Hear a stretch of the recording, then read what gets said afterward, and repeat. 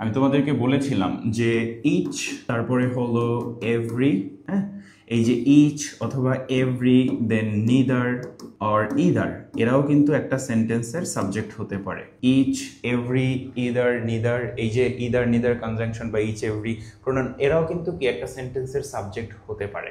So তারা যখন subject হবে আমি তোমাদেরকে শিখিয়েছিলাম, মনে আছে সবার, যে ইচ এভরি নিদার ইদার এরা যখন একটা সেন্টেন্সের সাবজেক্ট হয়, সাবজেক্ট ভার্ব এগ্রিমেন্ট অনুযায়ী তখন ভার্বটাকে আমার সিঙ্গুলার ব্যবহার করতে হয়। হ্যাঁ, আচ্ছা, তাহলে এখন এই জায়গাটাতে অনেকে মোস্ট অফ দ্য স্টুডেন্ট ভুলটা যেখানে করে আমি একদম বুঝাই দেই যে ভুলটা তোমরা কিভাবে করো, সো দ্যাট তোমরা পরবর্তীকালে আর এই ভুলটা না করো। হ্যাঁ, সো দেখো সবাই ভাবে কি এখানে দ্য বয়েজ হলো সাবজেক্ট, অ্যাকচুয়ালি কিন্তু দ্য বয়েজ কোনোভাবেই সাবজেক্ট না।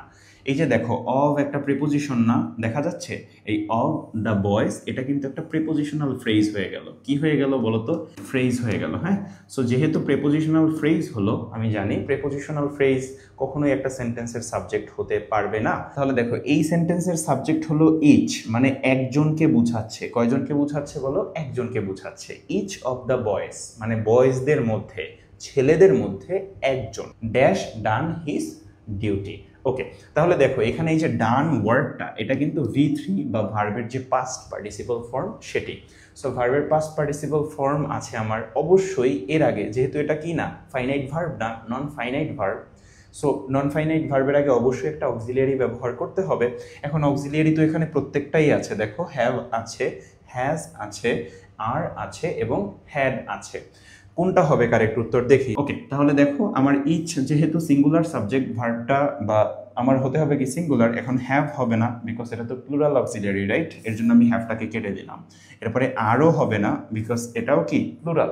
দেন দেখো হ্যাড অথবা হ্যাজ দুটোই হতে পারে, বিকজ সিঙ্গুলার হোক বা প্লুরাল হোক আমরা কিন্তু হ্যাডটাকে ব্যবহার করতে পারি।